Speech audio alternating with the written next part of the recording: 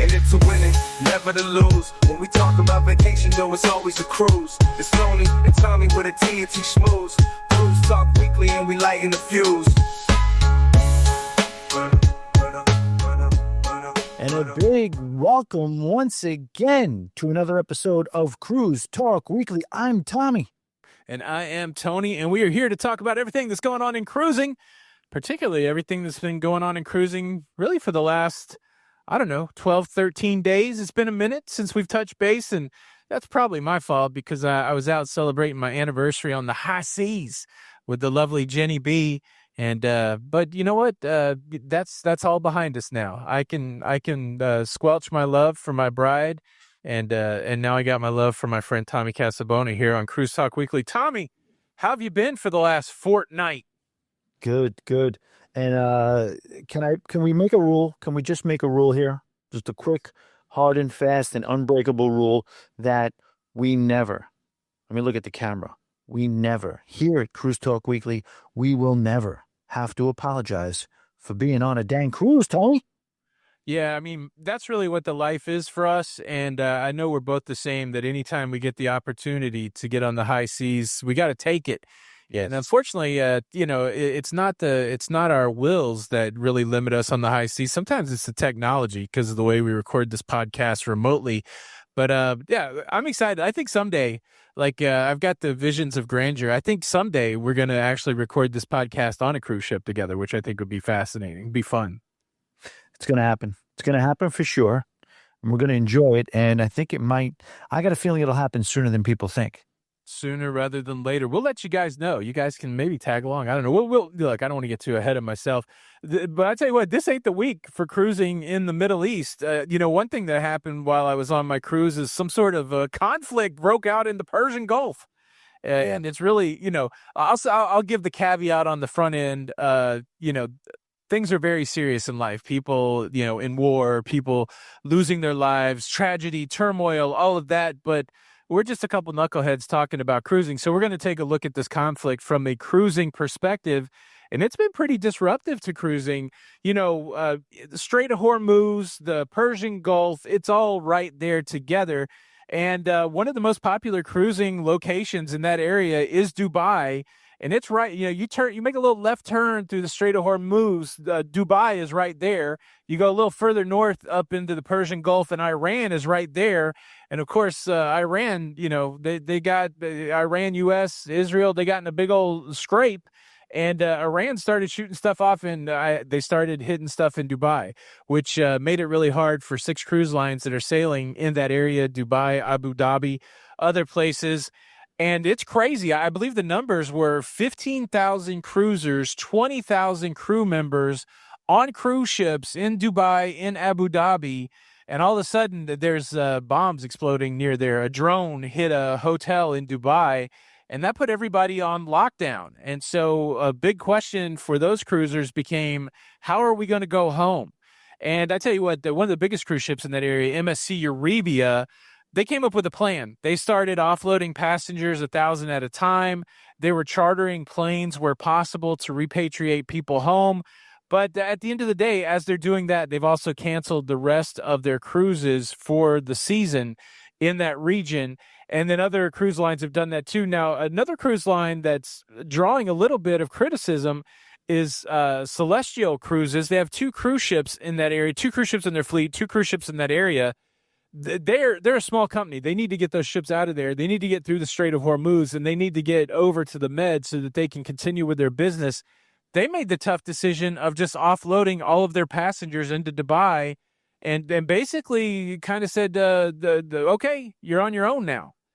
And this is a scary thing. I mean, could you imagine that you're in somewhat of a dangerous situation because, bombs are exploding. I believe they were on the Mein Schiff ships. They reported that they were ordered to come to the interior of the cruise ship, stay away from the windows because the bombs were exploding nearby. And now all of a sudden you're on a cruise ship where they're like, well, we'll see you later. Good luck. Could you imagine? There's so much to say, and I just want to echo your sentiments at the beginning where we know, you talk about a couple of knuckleheads talking about cruising. I think the truth is that the seriousness of war and the atrocities, it's not lost on us at all. But I think there is a avenue for escapism, and cruising is a form of escapism, and coverage about cruising is obviously escapism, and that's our lane. You know what I mean? I'm following it just like you are. I get the same, and we all look at these images we see on TV, and we all have the same feeling, and we hope this is over as soon as possible, and we know how serious it is. But we are here to, I guess our role in this whole thing is to maybe take you away from that a little bit in terms of the horror. But yeah, it does connect directly to cruising. And yeah, when you're talking about cruise lines that are going to, I guess, leave you in disaster, like they always say safety is the number one priority. And I always say, yeah, the safety is the number one priority, but the safety is number one priority because that's where the money is as well. If you don't feel safe, you don't get paid. And clearly, in this situation, we're following the money here because I'm going to remember that. If you're leaving me in the middle of or what potentially could be an area that might be hit by a missile or anything to do with war, I'm remembering that experience, and that's not a cruise line that I'm probably going back to. How about you? No, I'm the same way, and it's a scary situation. We preach it a lot that you should have travel insurance, but I think most travel insurance they don't cover acts of war. So it's like doubly scary because now if you don't have some sort of bag that you can dip into to get get home, and no insurance covering an early cancellation or a late cancellation of a trip, this could be a real challenging situation. So hats off to MSC because again, it seems like they're leading the way over there, trying to make sure that they take care of their passengers. And I think you spelled it out perfectly. This is a brand reputation that ends up being online. The way that, no fault of the cruise lines, certainly no fault of the cruisers, but at the end of the day, the way the cruise lines treat the cruisers in this no fault situation really could determine whether, how a business is looked at going forward. So, I think it's, again, super smart that MSC is doing what they can. And again, this is all unfolding. And, I would hate to be a leader in any of these situations trying to make it reminds me a lot of COVID, honestly. What do we do? This is a situation we weren't anticipating and we don't know what to do. And what's best for us? And how do we keep our company going? How do we keep our people safe? I can imagine the stress that everybody's going through, the cruisers, the cruise leaders, all just trying to stay safe. And, it's funny. I've talked about this a couple times on my show, and inevitably there's people in the comments like, well, they should have known something was going to go wrong. That part of the world, at least, of course, it's a small area. Iran is right across the Persian Gulf from, Dubai.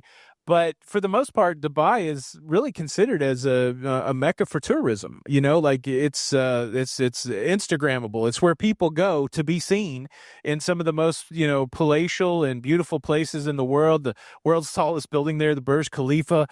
People go to Dubai as a holiday, and it's not usually a big deal. So this is one of those scenarios that I think if we went back 2 weeks, the last time we talked, I don't think we would have sat here. We were talking about drug cartels on the west coast of Mexico. I would have been shocked if out of the blue you said, hey, I think, all of a sudden Dubai is going to be in jeopardy. I don't think anybody anticipated that. So I would just say to people out there, giving these people a hard time for traveling in Dubai, to calm down a little bit, because it's really not a place where normally this is the scenario, Yeah, no, 100%. I mean, you could argue and besides that, that's not even what we're talking about. Okay, that's in the rear view. That's in the past. Whether you agree with the fact that they cruised or vacationed in that particular region of the world during where there's a potential conflict erupting. That's up to you to judge or not judge, whatever you think. But we're here now. They're there. Can you imagine a family of 4, a family of 5, small children? And some of these announcements or some of these directions that you're getting in any direction are probably kind of chilling out there. Nobody. We're fortunate, right, Tony? We're fortunate in where we grew up. It's fortunate that we're protected by 2 oceans and probably the most powerful military in the world. And not everybody has that. And when you go and you put yourself in an area where you step away from that, there is risks. I have this argument on my show a lot. Yeah, safety is the number one priority. And people always want to be guaranteed of their safety. But the truth is, in any situation, things fall, things collapse, things happen, things malfunction, things that you think are ironclad and can't be disrupted have, in some way, shape, or form, at some point, may kind of meet their collapse. And guaranteeing your safety in any way, shape, or form is probably not a real thing. You know what I mean? So, like I said, yes, kudos to MSC for doing the right thing and making sure everybody gets back. And yeah, I don't think you should just drop families and people off on a land that might be possibly involved in a conflict. I don't know. They're not, whatever happened, it wasn't necessarily supposed to be where they were under attack. I guess it was old technology or a wayward missile or whatever it was. But it shouldn't be happening again. But it's a reality check for sure. Yeah, absolutely. I don't know if you want to delve into this. I mean, this could be a little controversial, but another thing when people talk about Dubai, they talk about, the human rights aspect of Dubai. And so I've been to places in the world, like I've been to Cuba, I've been to China, and I'm set to go to Dubai later this year if everything calms down. And it's an interesting question that I would love to hear your opinion on.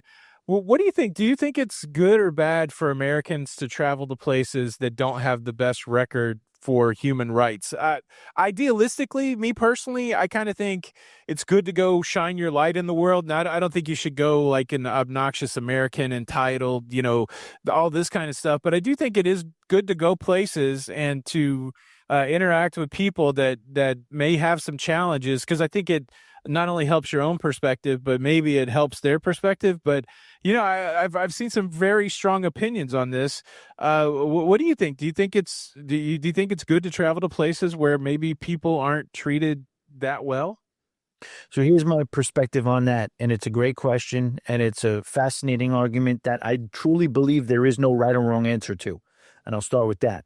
However, I think what you're talking about is, if you're not going to go to these places and you're going to stand on something and say, I'm not going to Dubai or Saudi Arabia or Cuba or whatever, I think what you're doing there is protesting. You're engaging in some sort of a form of a protest.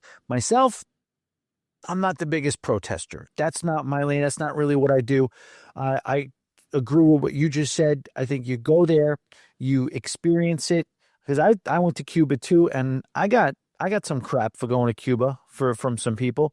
They think that, what you're doing is empowering their government. You're spending your tourist dollars with oppressive regimes or whatever it is. You can argue that. I understand that argument, and you have the right to not agree with me going there.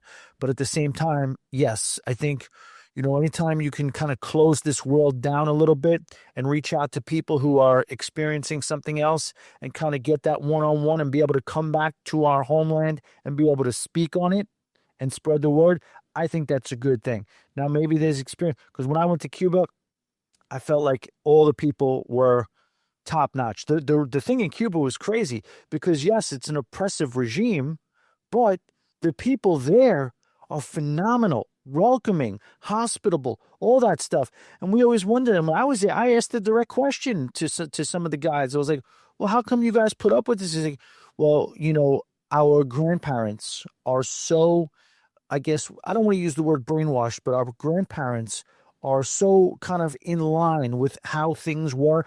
Castro came in, he made the speeches, he said it straight, he sold the dream to them.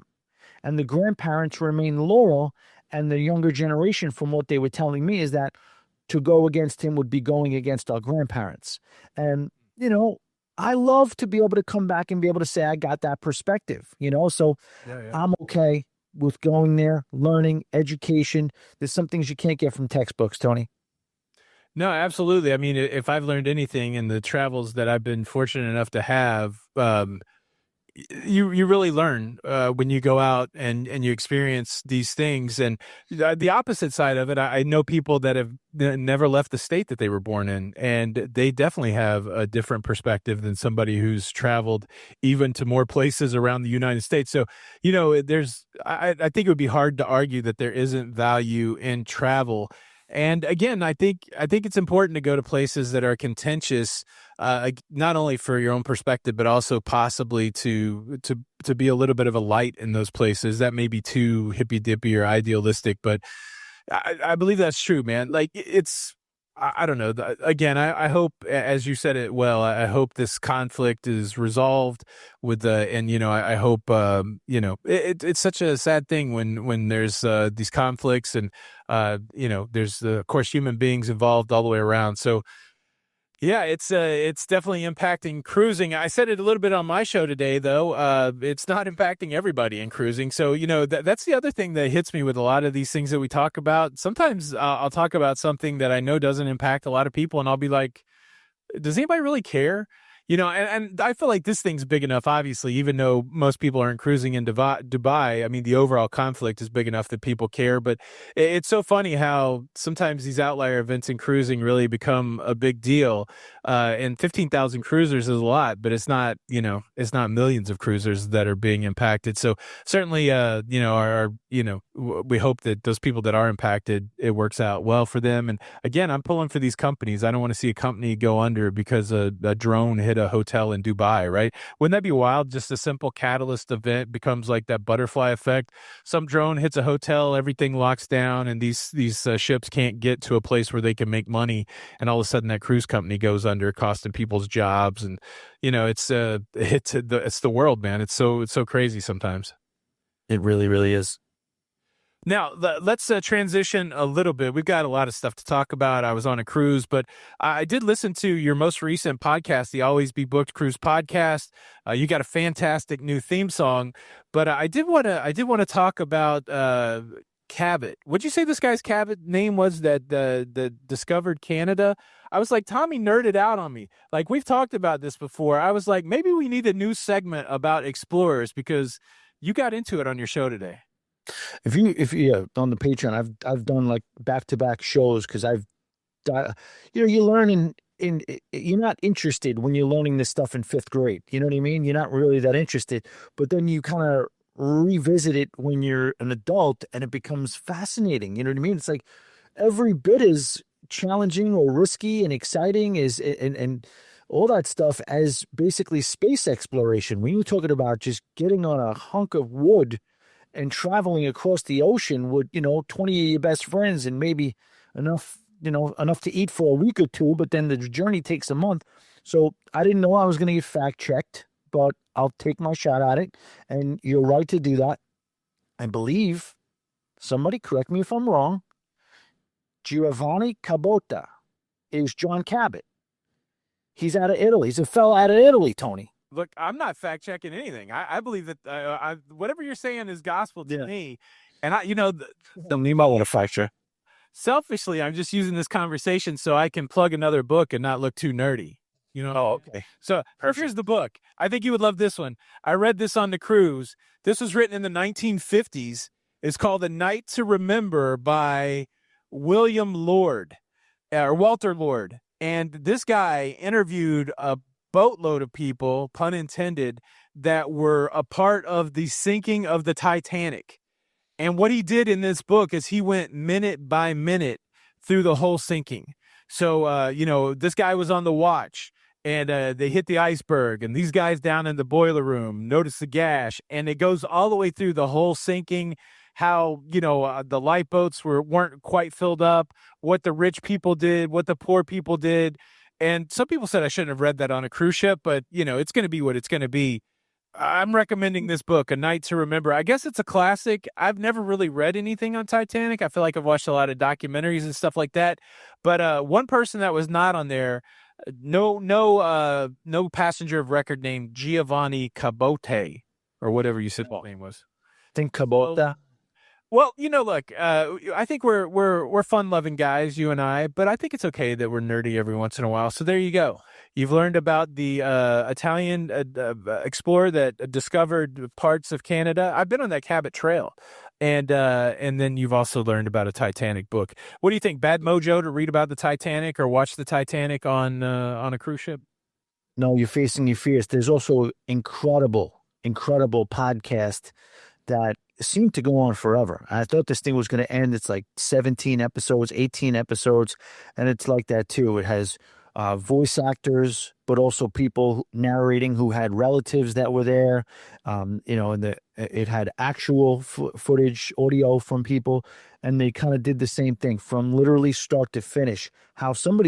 I think somebody passed away the day it launched. It started out with somebody passing away by getting caught in some horrific accident while they were kind of launching the Titanic. I can't be fact checked on that right now, but I would go back and revisit it. But the Titanic, the whole thing was fascinating. I call the Titanic the allure of the seas. You know what I mean? It's not even the oasis; it's the allure, basically, because the Olympic was the oasis. You know what I mean? The Olympic was the lead dog out there. Yeah. The thing that travel does for you is really, it takes you to some amazing places. When I went to Dublin, I was able to go to where they built the Titanic, and they still have the poles up where Titanic was constructed. And it was not Dublin, Belfast, where they constructed the Titanic. And the funny thing is, when we were on our way to the Titanic Museum, the bus driver was throwing shade. They say in Belfast, they say Titanic, she was in good shape when she left here. So that they throw shade, which is kind of. Yeah, it's crazy. This book kind of ends when all the boats are in the water and Titanic sinks. There's a follow-up book, which I'm going to have to see if I can pick up, where they talk about the rescue. But one of my favorite facts, and I've been trying to pull together, I'm either going to do a short video or something like that, but a lot of safety things changed after Titanic. They didn't have enough lifeboats for everybody, and there was no requirement for ships to have the telegraph on 24 hours a day. So they just ran in shifts. And the wireless was kind of a new thing. And so what the rich folks on Titanic were doing is they were like sending messages out. So the guy that was working the telegraph, he's just constantly busy trying to send out these, vanity messages back to London or over to New York. And all of a sudden, the California gets into those waters before California gets in those waters before Titanic. They run into the ice. And so they're starting to send wireless message to Titanic that there's ice ahead. And the operator is so busy, he basically tells the wireless operator on the California to shut up. And this is about 45 minutes to an hour before they hit the iceberg. And so the California guy goes, all right, and he just turns his radio off. So the whole time that they're sinking, the California is only 10 miles away.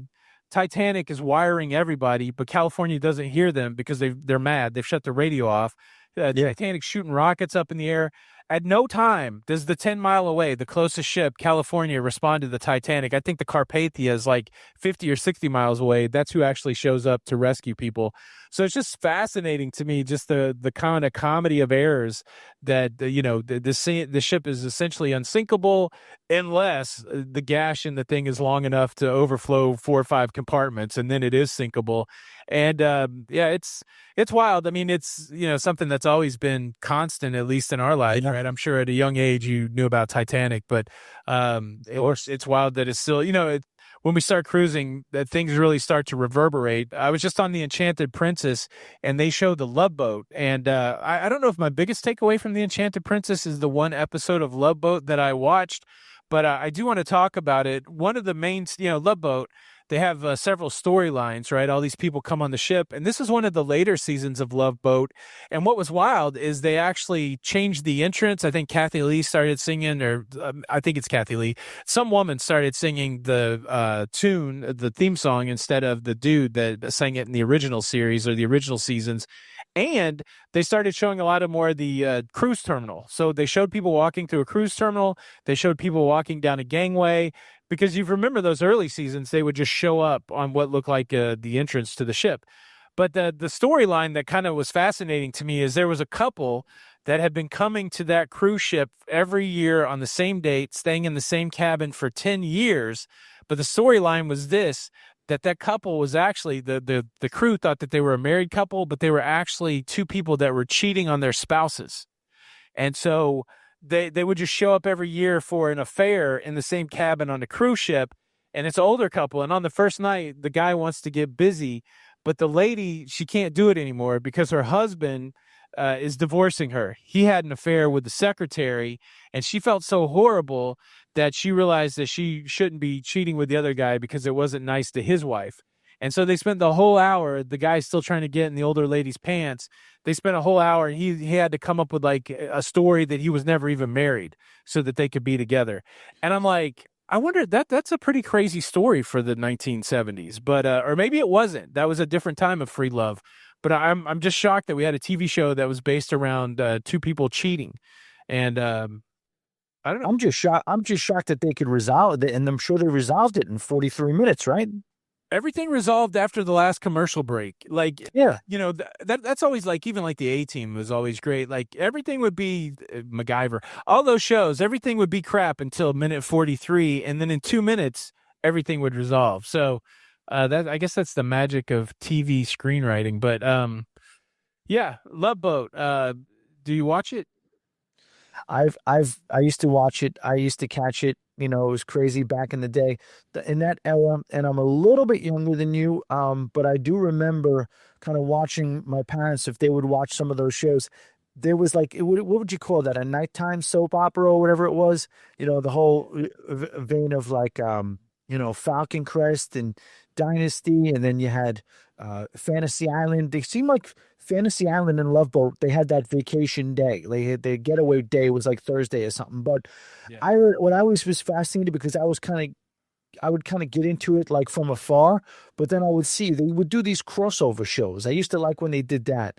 Like people from one show in one world would all of a sudden pop in on like Fantasy Island. Like Magnum PI would just be vacationing on Fantasy Island or something like that. And I was like, I thought that was the coolest thing. That was my favorite little takeaway. The crossover episodes of those 80 shows. Those were star-studded, those Love Boat. A second storyline, there was a rock and roller, and he had a wild look when he came on the ship, but he was tired of being a rock and roller. And so he became a normal guy. He cut his hair, quit wearing the wild clothes, but there was a groupie of the rock and roller on board. And so the guy, after he didn't look like the rock and roller anymore, he was trying to, you know, romance this groupie, but all she wanted to do was see the rock and roller. And it became one of those stories of how, you know, you don't really know what's good when it's right in front of you because you're thinking about something else. But that lady, do you remember Saturday Night Fever, right? You're a New York guy, right? So do you remember kind of the plain girlfriend that John Travolta had in that movie? Yeah, the one who wanted to be the dance partner, but she wasn't quite Yeah. on his level. That's who was playing the groupie. So to your point, even all these years later, when that lady came on screen, I had that, oh, look at the crossover. That's the Saturday Night Fever plain. Wow. You talk about typecast. They got her in that. They got her in that role. You know, that short hairdo. It was almost the exact same hairdo. It was very obvious that it was like, oh, did you film this right after Saturday Night Fever? So, yeah, it was. Tony, I love to watch you dance, Tony. That movie's so good. I probably revisit that. I don't know, maybe every 5-10 years, but it still holds up to me. It still holds up. Can I go back to the Titanic for 1 second? Can I drop a fact? Yeah, it's not going anywhere. Yeah, it is very. You're right about that. Well, they say it's actually disintegrating. I'm sorry. Go ahead. I'm sure it is. I thought it was fascinating how they said nobody, you'd have to have, stones of steel to actually go through with this. But they said the right move would have been to just ram the ice cube head on, right? You've heard that, right? No, would they have? Like, So you would, yeah, everybody in the front hull would be dead. Oh, and there'd be casualties, good amount of casualties in the hundreds maybe, but the ship would not have sank. The ship was made to withstand all of that, withstand anything. The only thing, as you alluded to before, was a tear across 5 compartments underneath. But if it rammed the ice, if it made no attempt to miss the iceberg, it would have saved thousands of lives. It's crazy too, and there's such a interesting thing about, women and children only in these lifeboats, and then there's some stories of maybe an accusation of some prominent men maybe dressing in women's clothes so that they could get on to these lifeboats. And even after people survived, they talk about people writing letters to some of these famous men that survived saying, why are you alive? Did you do something? That's a common phrase that people say. If you were a man on the Titanic and you live to tell about it, you have some explaining to do. That's wild. Yeah, it's fascinating. I haven't seen that movie in a long time, and I liked it. I enjoyed it when I saw it at the theater, but I need to revisit. So if I could say, like, when I listened to that podcast, that very detailed and long podcast, and then went back and watched the movie, there were like nuggets and Easter eggs that you found that, like, a lot of the interactions between the high society people, there were real names, real people, because you heard about it, their actual account on the podcast, and it was a whole kind of new, cool way to enjoy the movie. Yeah, no, I have to watch it again. Yeah, I have to look. What do you remember the name of the podcast? Did you say it already? It's the Noser Network. Noser Network podcast. They do a lot of phenomenal work. They have, this is better than the Titanic. Basically, how the cruise industry started. How Norwegian and Carnival were one what's his name? The guy, the Carnival owner. Arison. Yeah. Mickey Arison. Yeah. Yeah, Mickey Arison, how him and Norwegian, the guy from Norwegian, they broke up because Mickey Arison basically embezzled hundreds of thousands of dollars from him in investments. This, Tony, you gotta listen to this. I'm gonna send both of these things to you, tonight. Yeah. I'll check it out. I think that would be amazing. Shout out to Brian Fielder. Brian Fielder set this up in my group, set it up, and he set the Always Be Booked Facebook group ablaze with both of these suggestions, and everybody, I had a long list of thank you so much. This was amazing. So, yeah, strong recommend.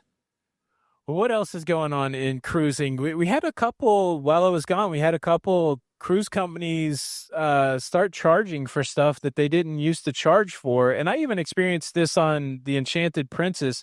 One of the things that came along is an increase in the price to have your Princess Medallion shipped to you. So, Princess uses the wearable technology, just a little disc in place of your ship card.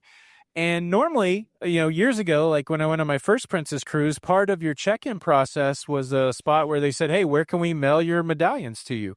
And somewhere along the way, they realized that was cost prohibitive, and they started charging people to get their medallions mailed to them.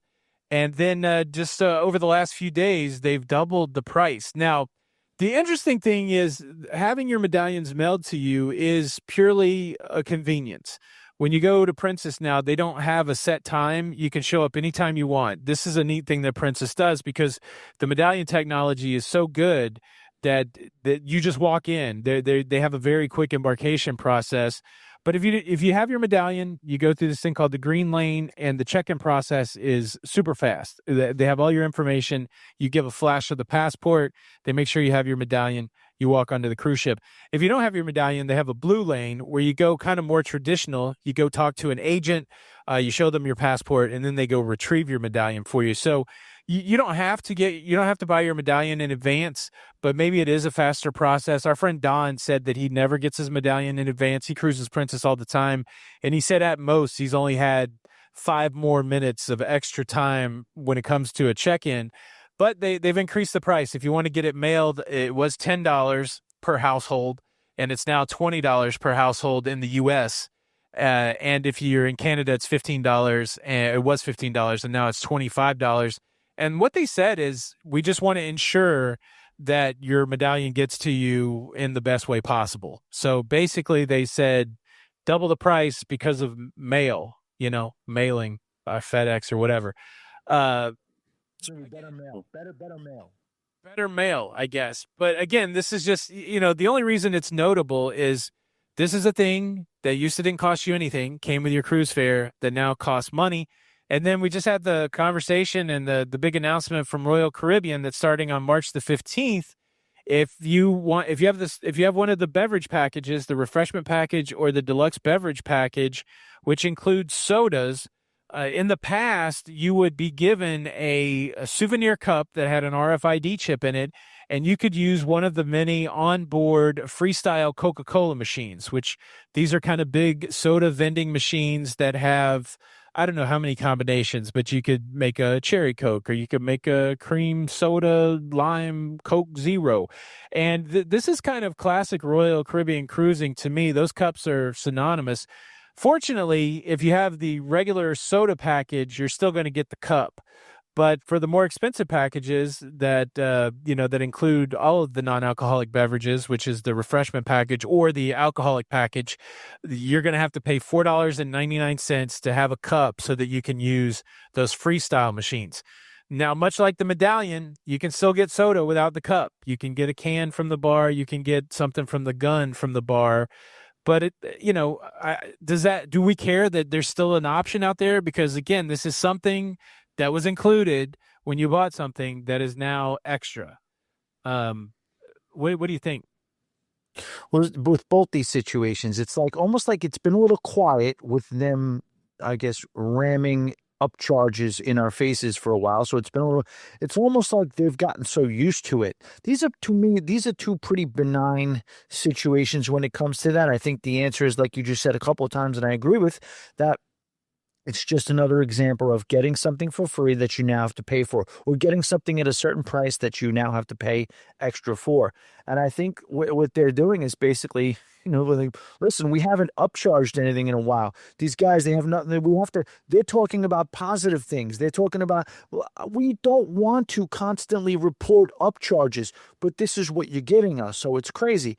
The Medallion thing, yeah, I agree with Don. Like, well, I don't know about you, Tony, but I've been known to forget the keys here and that, or maybe the headphones, or maybe the phone charger.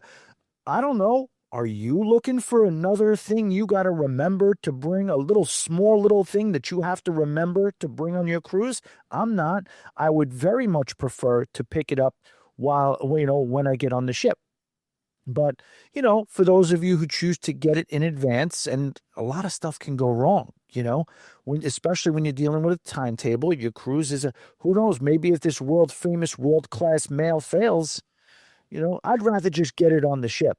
Now, the one caveat is that if you do have the Princess Plus or the Princess Premier, you will get it at the regular price still, right? That's what I'm understanding. That's what I said in my show today. I had a couple people, maybe just two people, push back and say that's not true. I'm going to have to go, I'll have to research it, but other people saying that it is true. Our friend Doug Parker reported the story this morning, also saying that if you had those packages, it's included. And I'm fairly trusting of Doug's research. So I believe that you do. For these, we did have them delivered to the house. But Jenny B handles that, so I'm not sure if we had to pay or we didn't pay, but we had the package. So I think they're still included with the package, because those packages are pretty expensive. But yeah, it's just a weird thing. Like even on the Enchanted Princess, they have, with these medallions, they have what's called this Ocean Now technology. And I went to the Panama Canal. I don't know if it was before or after COVID, but Jenny B and I went to the Panama Canal when the Ocean Now technology first came out. And what Ocean Now does is, because of the Medallion, you could sit anywhere on the cruise ship. You could open up the Princess app and you could order a coffee, or you could order a hamburger, and they would find you on the ship and deliver it to you. And this was true for several years. But recently they made a change where Ocean Now doesn't work like that anymore. It only works in certain places. It only works for certain times of the day.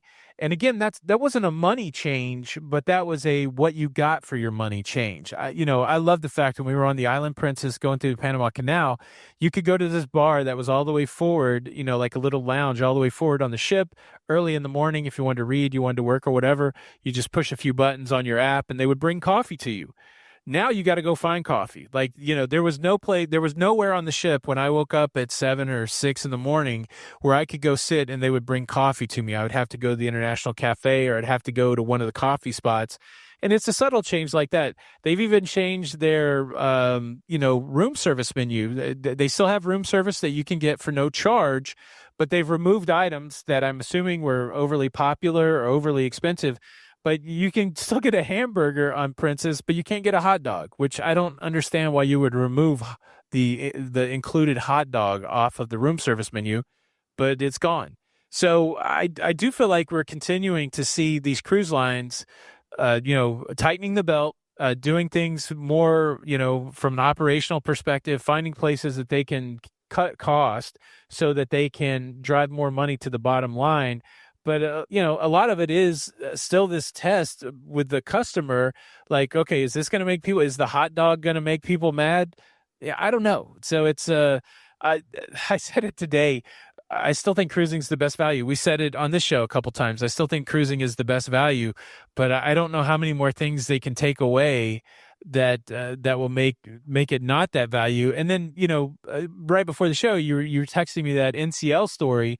If you go back a few years ago and you say NCL is going to charge you for a show, that you're going to get some craft cocktails that you can only get in that show, you might go, well, okay, that makes sense. It's some elevated experience, but everybody's mad about this now because I think we're in an environment where we're losing a lot of stuff. And I think people on the surface looks at this NCL thing, says, oh, wow, now we're even getting charged for the show.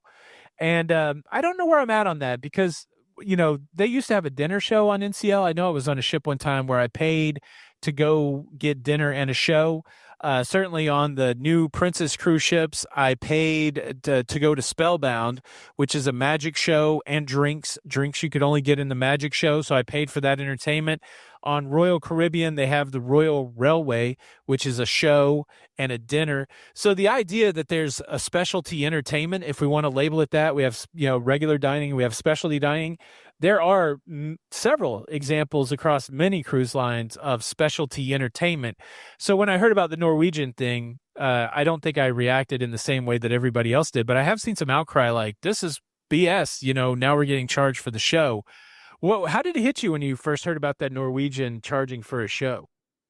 Yeah, see, we rarely disagree, Tony, but I think I definitely disagree on this one because I feel like, all those other experiences kind of, you could also, if you wanted to, maybe a stretch, maybe not, but you could also categorize them as specialty dining. You know what I mean? You have a dining experience, you're eating. We all have to eat. We do not all have to drink. You know what I mean? So, yeah. And I always go back to what you say, a couple of your non-negotiables, like I agree with too, as well as like, when they start charging for entertainment, like, things you can kind of go see, that's when things go to a different level. That's the next level up. Again, with you 100%. Cruising, best value still, my favorite form of vacation, and it's not close. However, we can't ignore this stuff. I do think it's like a little bit, I don't want to use the word disease, but addiction, something like that. Money, it's crazy when they start seeing areas that they can cut, and they do cut, and they realize the success that they do by getting these cuts in.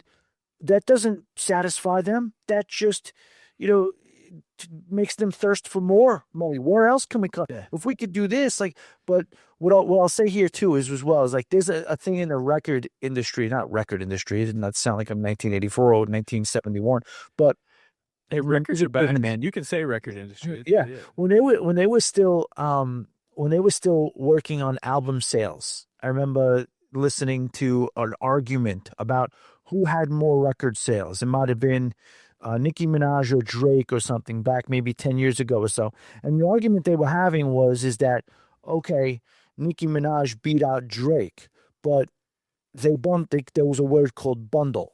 They bundled. If you bought a Nicki Minaj album, you also got a T-shirt. So is that like really? Did she really beat him out? Now, in this regard, that relates to, I guess, are really people coming for this show? Is this incredible show, or are people coming for these specialty cocktails? I mean, 4 drinks for $45 plus a commemorative cup. Tony, you might be able to just give me the drinks. I'll skip the show and thank you. That might happen. I'm just saying, I think this is a little bit egregious because everybody eats, not everybody drinks. And if you're not a drinker and you want to see that show, you're only going to be feeling like you lost out that much more by not being able to enjoy it. Well, let me say this. So like Spellbound on the Princess is no food. It's just drinks. It's like $45 for craft cocktails and a magic show and being able to go into the speakeasy. Look at that. I'm not sure. I got invited to the Jimmy Buffett speakeasy on Margaritaville, where you got to see his record collection, his recreated record collection, where you got to see a bunch of memorabilia that was gifted to Jimmy Buffett by people like Paul McCartney and Bono and stuff like that. And that was just craft cocktail. And so I feel like both of those experiences, Spellbound and the Jimmy Buffett, was worth extra money, right? They had limited space. And if it was free, I think people would be dissatisfied. So I do believe that. The interesting thing, and we've talked about this a long time ago, I think when I was on your show or you were on my show, we talked about how sometimes like Carnival, you can the sexual tension on Carnival is a little palpable. And we I think we goofed one time, like, could you imagine if they had a strip club on a cruise ship, male strip club, female strip club? Those circumstances, I think you would have a cover charge to get into something that's more adult like that. And I think that this show is positioned to be a adult racy type show. So Okay, can we say the verbiage, the actual verbiage to sell it? They said it's cheeky, it's fun with, and here's what you're saying, was just a little bit of ooh la la. Right. So with that in mind, I can see why there's a price tag. No, I'm not standing for NCL, right? I'm not trying to carry their water or anything like that. But I'm just trying to put on my hat, like, okay, is there a circumstance where having specialty entertainment makes sense? And I completely stand by what I say. If I go on a cruise ship and I can't go see a production show in the main theater without buying a ticket, or I can't go to the comedy club and I have to buy a ticket, or if the standard entertainment, if any of that starts to come with a charge, then cruising is way out of bounds for me. Like the game has changed. But I do believe that you could make a case for some of this specialty entertainment. And again, maybe the price tag keeps somebody out of there that may be offended by whatever they're trying to put down there. I didn't even, when I went to that creative space in Tampa for the Luna, where we heard about Elton John, where we heard about the new Eagles cover band, where we heard about the new shows, there was no mention of this show. So I didn't even know about it until I heard about people talking about it over the last couple of days. So again, this thing might be a set apart kind of thing. For me, it might be a waste of money though, because I don't want craft cocktails, right? I don't care about the cocktails. That's the show. So I think that makes the point. Like, I would rather them sell me and say, look, we want to limit the amount of people. This is something that's, only for people that want to pay for it. This is a show like no other. You got to pay the $45. Oh yeah, you can get some drinks. But I understand why people are upset. But at the same time, I think you got to look at it like, is there room for special? And people are going to be like, oh, now everything's going to be specialty entertainment. But I don't know. We'll see if it sells or not. If it's the greatest thing since sliced bread, and people say you got to see the show, or this cocktail is out of this world, and you can only get it in the show, I think they'll sell tickets. Yeah, I mean, I still don't agree. Just the fact that you have to, if the show is that good, the show's that good, why are you giving the cocktails with it? You don't have to ram 4 cocktails down my throat that I can't get anywhere else on the ship with a commemorative piece of glassware. If the show's that good, the show's that good. And that's how I feel. I think straight up charging for a show is a bridge too far. So I'm sure whoever was looking at this went, yeah, we got to give something other exactly. Than the show, because and I think that's a misread. I think they dropped the ball with that, because you're trying to sell specialty entertainment, and basically what you're saying is, hey, listen, don't you worry. All these regular crappy decade review shows, they're still going to be free. You're going to be able to still get them for free. But this time we're actually trying with the entertainment. We're actually putting effort into the entertainment now. So sorry, we're going to have to make you pay. And you know what? We'll shut you up with these 4 drinks. Let me ask you this also, Tony. How do you feel about the fact that they do not make any mention of this, and the only way you find out that you have to pay for the show is by opening up your trusty little app on your phone when you're on the ship? Well, how did that actually work, right? So I feel like, I don't know. So I haven't followed it too well, but I'm assuming if you're on the web page and you reserve it, they're not going to make you pay for it before you get off the web page. I mean, we got to check into that. I'm not 100% informed. Maybe somebody in the comments could help us out. But from what I heard from multiple sources, including Reddit, was that you do not have to. The only way to pay for this reserve it, whatever it was to do it on the app. And I don't think you could do the app, before you're on the ship, right? Oh, well, that may be true. Well, I don't know. Sometimes you can reserve stuff. I know, like on Royal, you can reserve shows and stuff before you get on board. I do have to check in for my Luna sailing. I'll do that tomorrow, and I'll take that as an action item just to see if I'm able to book that show, and I'll come back and talk about it next week. Look, whatever. You know how the buzz is. I'm buying that show. Like when I go on Luna, if they're playing that show, if we can get into it, now I'm curious. Curiosity. The curiosity's got me now. But yeah, again, if there's any cruise industry people out there, we will not pay for shows. So you can have your little specialty show thing, and you might get a few dollars from us. But if everything becomes for pay, we ain't gonna do it. Not gonna do it. 1,000 points of light. Not gonna do it. It's crazy, man. Yeah. No, absolutely. But that's cool. That's cool that you're, going on the actually, you're going to be able to get an on the ground view of what we're talking about right now. And speaking of you being on the ground, I definitely wanted to hear a little bit about this, what many would consider to be a dream cruise. I said it on my show today. I'm sure you heard. We were both, me and my buddy John, when we had you on at the old chop shop over there. Man, it translated. That Piazza area really did translate through your vlog, and how it just, and this is not, you're not talking about a particularly too old ship. And you hear a lot about the jump Princess made between this class of ships, which is pretty much considered still kind of classic Princess cruising, to the newest. What's the newest class? So we're talking about the Royal class is what the Enchanted is in. The Enchanted was built in 2020, or came into service in 2020. And then the last two ships, the Star and the Sun, are the Sphere class of cruise ships. Sure.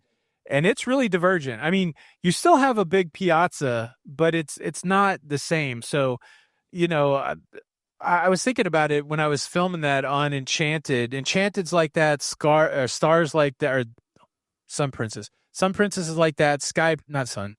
They got too many S's there. I know Enchanted for sure, and the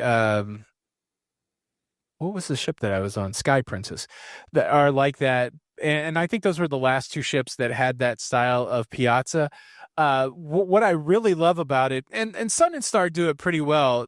They just have so much seating down on that base level, and then they do really great things there. But I love those elevators. I love that chandelier at the top. And with the new ships, they moved the elevators back to where you can't see them.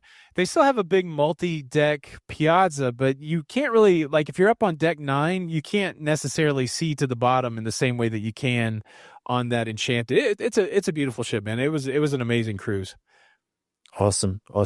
They I was watching the International Cafe trips, and then that St. Thomas Day was quite a day. You were covering a lot of ground. I had a great day on St. Thomas. Now, we'll work through it. The very first port stop that we had was at Princess K's. Okay. And I started off making a video because I am a huge fan of riding a tender and taking a shot of the cruise ship as the tender leaves. So I made that shot. I got on the tender. I started my video the way I always do. Hey, we're at Princess Keys. I'm ready to go over there.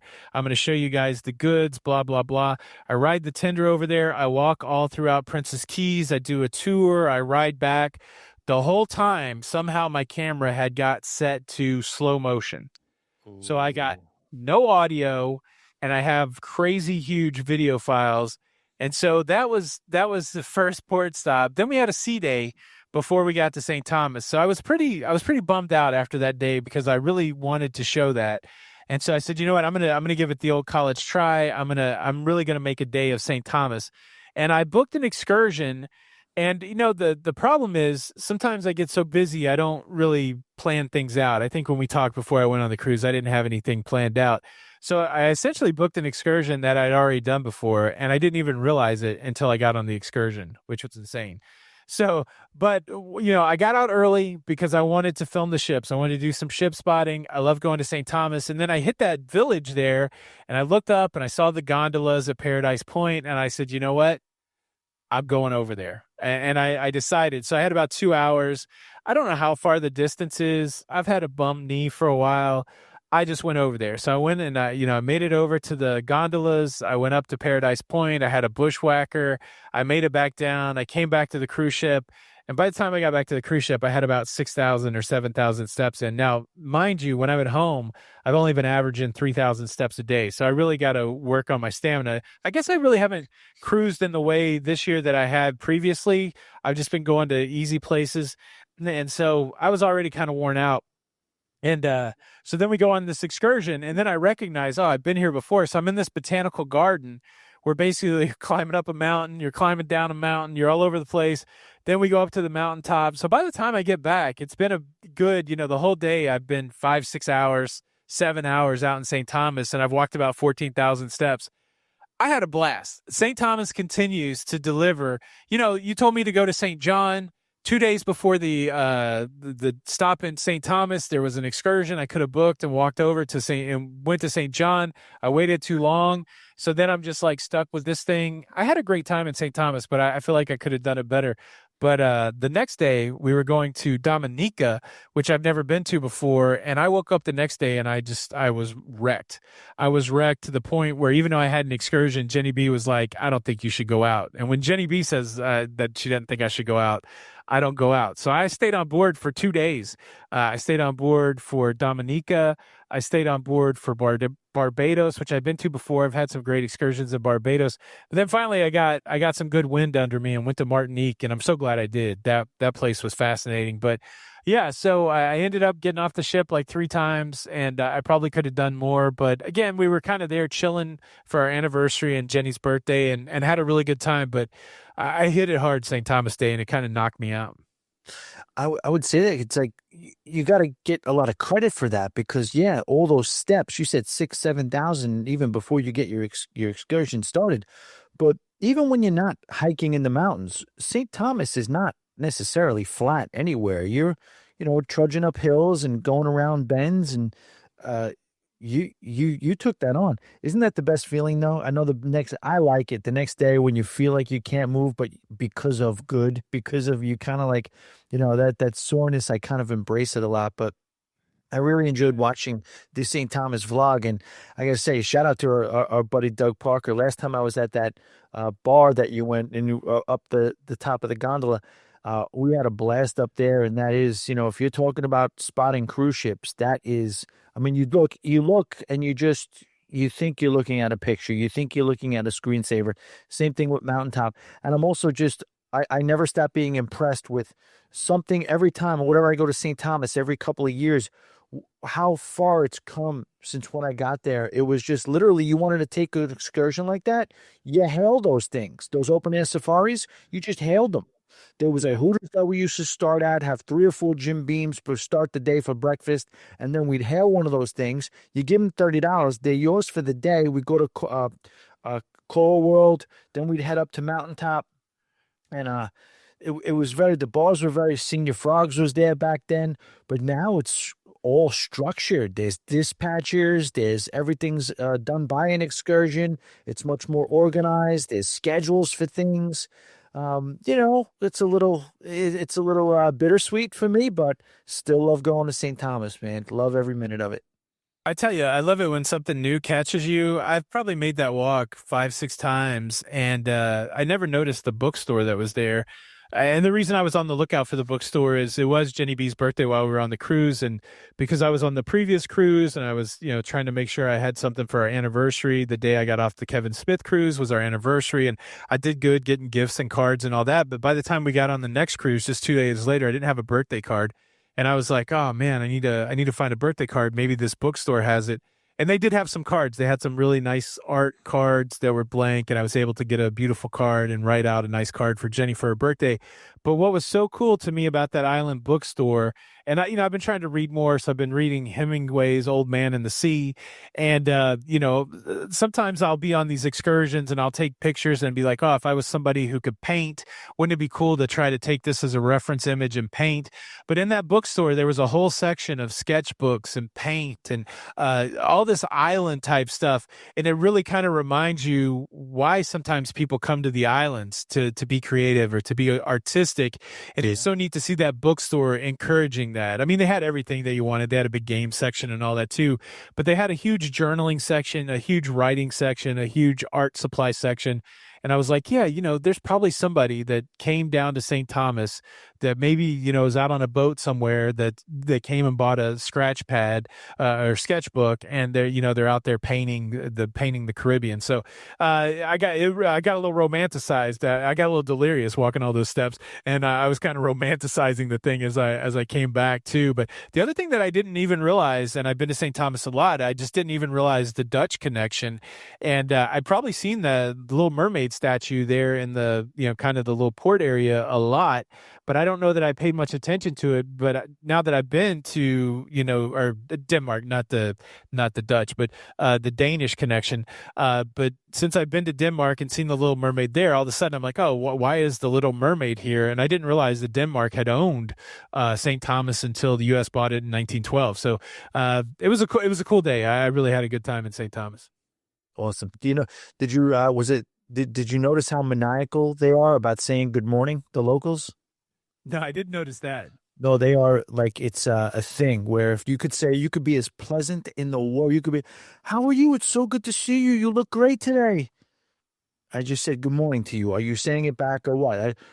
I was told about it, and then I saw it, experienced it for myself. I have a friend who lived there for a while. She was I'd be on the phone with her all the time, and she'd be talking to me, and she had to say good morning every other step she took. And we were in a open air safari once, going to my now defunct former favorite coffee place there, Badass Coffee. And she was driving, and she saw a shopkeeper, and she's like, good morning. And then the shopkeeper looked at her, gave her this big, huge, giant smile. Couldn't have been more like welcoming and just affectionate smile. And then she did that, and then she goes, are you going to say good morning back? Are you going to stare at me and look stupidly? Like she got mad. Like they get mad that they don't say good morning if it's just considered rude to. But I'm in the What's Going On St. Thomas group on Facebook. And yes, they are very proud of their island. It's a beautiful island. There's so many different people that live, different walks of life that live and exist there together. Some are going to college, some are there for work, some are running from the mob. It's in the natives. It's a beautiful place, man. It really, really is. Not to put you on the spot, but when people say Mount Rushmore of something, that's just the top 4. What would be your Mount Rushmore of Caribbean islands? Okay, so it's a great question, because your rest of this cruise is probably my last uncharted, final frontier that I haven't explored. I got to get on a Southeast Caribbean sailing, but I'm going to go in no particular order. Mount Rushmore's is 4 faces, right? 4? Yeah. 4, yeah. St. Thomas, St. Martin, Aruba, San Juan. That's a good one. Yeah, I think you would love this itinerary. So again, it's 10 days, and this was fascinating. They did, I think, 3 or 4 of these 10-day sailings in a row on the Enchanted Princess, and the itinerary would flip-flop every week. So it was Eastern, then Southern, then Eastern. But there were so many people there from Canada and Connecticut and Northeast just trying to escape the cold. Yeah. Tony, give me something on, because shout out to Steph, one of my listeners, and she went to Martinique, and I'm a big proponent in trying to check off as many Beach Boys locations as possible. What's the song, Kokomo? Yeah, they name about 11 to 15 different exotic destinations. I think there should be a poster, and you should, each time you go to one of them, and Martinique holds a special spot in that song. Now, Steph went, and she was excited to go. I get the vibe that she came back and felt like it was a little pedestrian, not really. Did you get off the ship from Martinique or no? I did. I did a whole day in Martinique, and it was fascinating. Oh, yes. Okay. I did see the vlog come up. I didn't see the whole thing, but I did see the vlog come up. Now, I get the vibe where, some people who are expecting sort of like a lot of bells and whistles and the liveliness and the hustle and bustle of St. Thomas, or the real picturesque, colorful beauty of a St. Martin, might be disappointed. is it? I get the vibe that this is a really French island, and they really take their relaxation and their community seriously. Tell me how I'm wrong, or tell me what the real deal in Martinique was. So I've got to go back. I got to go back for sure because all I did was I booked a fairly lengthy excursion. So I got off of the cruise ship. They have a really kind of modern pier there, which is beautiful. A lot of modern buildings there. So you start in the capital city there called Fort-de-France, and it is on the southern side of the island. And so I only went the distance of the pier and then got on my bus. So I didn't go further into the city. But my excursion essentially took you through they have several geographies there. They have a rainforest over a mountain where it rains a lot. So the trip took me through the rainforest to a city in the north called Saint Pierre, where a volcano destroyed the city in 1902. 30,000 people died in an instant. Wow. Think about that. So I stood in a place, I looked at a volcano, I stood at the ruins of a theater, and it just hit me like a ton of bricks and they say that the way they died was like when the people in Pompeii died when Vesuvius erupted, that it was just like this hot boiling sulfur that just immediately steam burned people to death. Oh my gosh. It was heavy, but so we drove over the rainforest to get there. That used to be the capital until the catastrophe. But on the way, we stopped at a church that is 1/5 the size of an actual church in Paris. So it's a 1/5 replica of a church in Paris. So they take their Frenchness very seriously. And I talked to some people that said when there was a street that had a bunch of restaurants and shops kind of near the cruise port, and I had several people say that it's very French and they're not necessarily excited for non-French people. So I think it's a place of a couple different stories.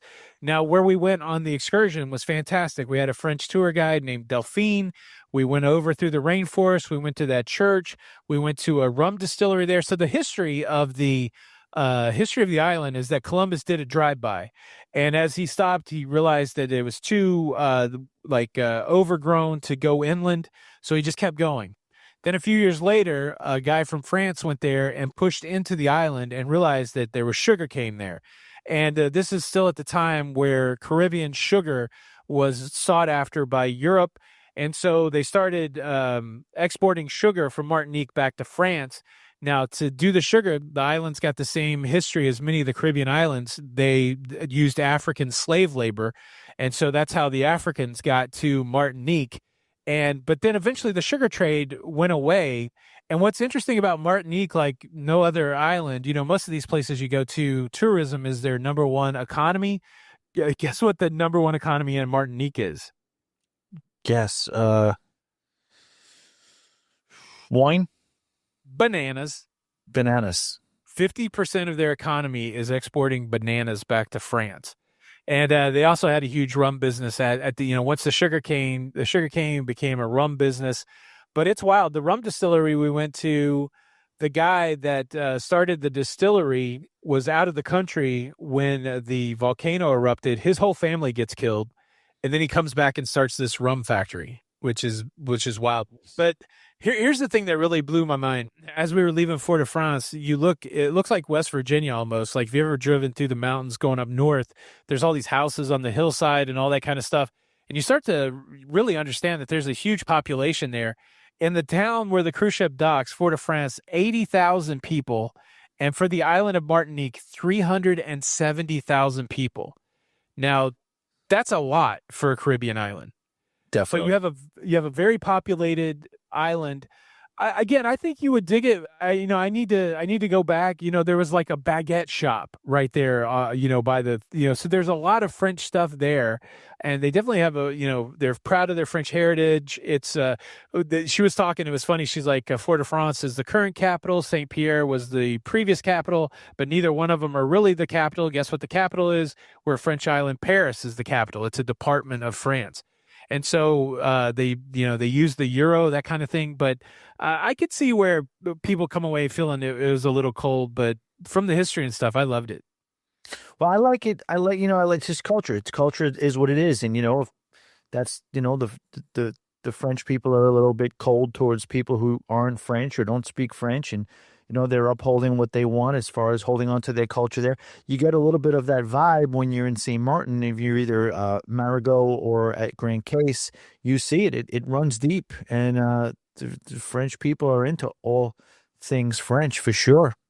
That's what that was interesting, and I'm probably not going to get all of them that they mentioned, but they were talking about the French influence in the Caribbean. So, half of St. Martin, St. Bart's, I guess, is French. Dominica is French. What's interesting is this Dominica. It took me a long time to start saying Dominica instead of Dominica, but almost everybody says Dominica too, or some people say Dominica. So I don't really know what the right one is, but if it is French, which Delphine said it was, then Dominica is probably the right way to say it. But it's interesting. Still, when you go to the Caribbean, if you go to a British Virgin Island or something, and you still see that it's part of the Commonwealth, it really makes you think about. There was a time where people from Europe just got on boats and went and tried to conquer the world, which is wild. Insane. And I've always said it too. If you go to St. Martin, yes, it is the smallest piece of land, the smallest island that is host to two separate nations. And if you ever, one thing, my favorite things about St. Martin is just take a cab anywhere. If you get in a cab anywhere, the level of pride that those drivers have and anybody that you come in contact with has in their island, they are so happy to give you, don't book a tour, book a cab ride because you're going to get a tour. And just knowing the dynamic and the interaction between the hardworking, industrious, progressive, industry-wise Dutch versus the French who do not want to obstruct the views of the ocean. You can't build higher than 2 stories or 4 stories, whatever it was. And they keep the simplicity going, and how those two dynamics interact. They say you drive by and you see the border patrol, and it's a guy. He's not here today. That means the border patrol had too much to drink last night, so there's no border patrol today. That's how we get along with it. We're okay. It's fine. But yeah, I thought about that a lot, on my show at some point, and obviously time and circumstance or whatever, but all of the backstories and the culture and the history and the depth of all this, how these islands came to be what they are, because it's almost always, especially if you're talking about places like, Puerto Rico or Haiti or Dominican Republic or, the indigenous people and, whoever came and colonized it, and then whoever came after that as either a, tourist who stayed or modern day or whatever it is, everybody has to interact, and it's kind of fascinating. And like you said, I do realize it's not lost on me how dumb suggesting that wine could have been their number one album. I understand how dumb that was in retrospect, but I should have at least said something like rum. But here we are. But I get into that. I thought the guess was fine, man. I mean, who knew what the guess was? I put you on the spot. They could grow grapes there. Who knows? They already hear about a lot of great wine coming out of the Caribbean. I don't know. I think that'll be that Martinique wine. I say my favorite. Maybe, man. Who knows? Yeah. Somebody said there's a song out there. My favorite wine is tequila. That's funny. You know what? I'm trying to think if I believe the Curacao for me takes a higher spot than Aruba. I think it does, but I think it is because of the Dutch influence. I feel like Curacao is more Dutch than Aruba, which Aruba definitely has a Dutch influence. But but that little area around the floating bridge, and then we cross the bridge, all those buildings there, and then I love how Dutch that feels.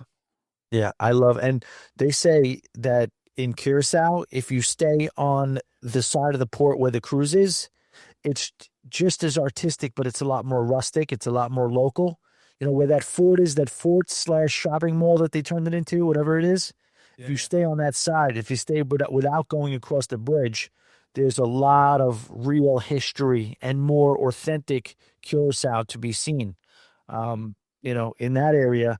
But yeah, Curacao, I run out of things to do in Curacao where, to me, Aruba just is an endless amount of, where you want to go Sunset Beach, and enjoy that type of thing, you can. You want to go desert, you could do that. You can get Aruba's deep when it comes to activities. And the number 5 on my Mount Rushmore, Tony, just to let everybody, get everybody up in arms, would be Nassau.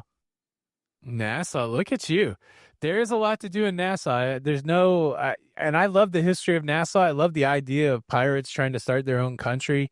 There's a lot to. Nassau's rich. Yep. There's still a lot of unexplored. I've never been to the Fish Fry. I've never been to Atlantis. And I've been to a lot of places in Nassau, so there's still a lot to explore. I was watching a video, and I don't remember the name of the cruise vlogger, but they went on an EDM cruise that stopped in Nassau, and that's probably one of the only times I've ever seen them use the amphitheater in the Newport area. It was wild, man. They had thousands of people and some DJ, full like Miami-looking EDM concert. Nassau's really kind of set up to do a lot of cool things when it comes to cruising. Number 5, Nassau. Would Nassau be in my top 5? That's an interesting proposition for sure. Puerto Rico would definitely be in my top 4. I mean, just think of every port. Think of every port that you'd want to go to. If you're not talking about just relaxing and chilling out, obviously that's what you'd want to do. Princess Cay, something like that. But relax away at Half Moon Cay, or however you're supposed to say it.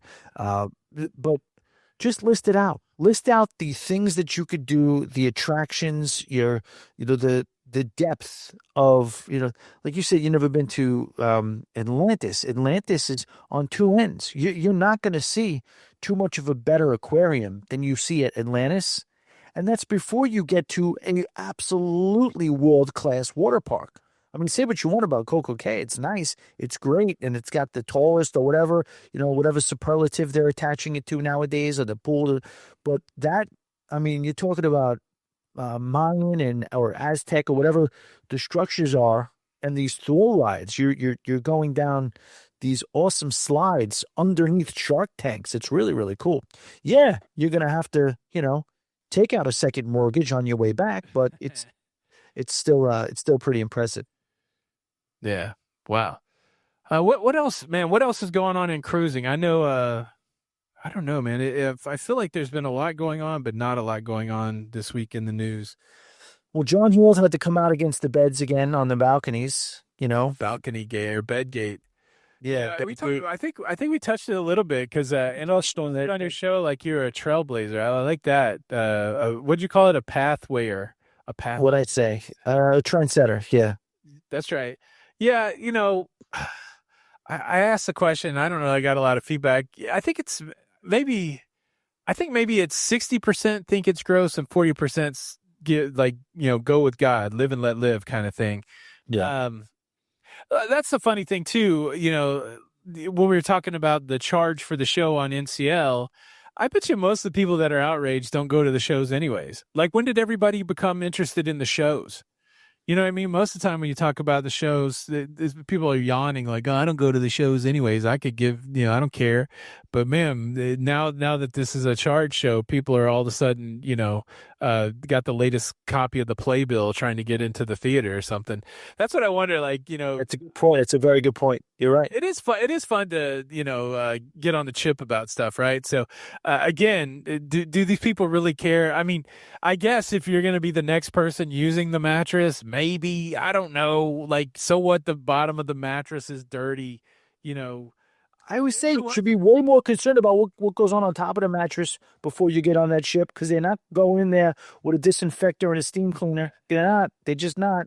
So that's hopefully you get clean sheets. The one that I liked, and I hope I heard it correctly, or I'm going to be in trouble for misquoting it. But I think there was some conversation about there's an environmental concern if your sheets blow overboard. Oh, okay. Well, that makes sense. Yeah. I think that was part of it too. Like, oh, if you're bringing out stuff that could fly off of the cruise ship and then somebody else was saying, as far as the danger, like, what if somebody on the smoking deck, they don't ash their cigarette properly, and then you got a hot butt, some million to one shot, hot butt swings in, gets on your bed linen, everything catches on fire, and now we're all going to the muster drill. I mean, it's a lot of weird what ifs, but listen.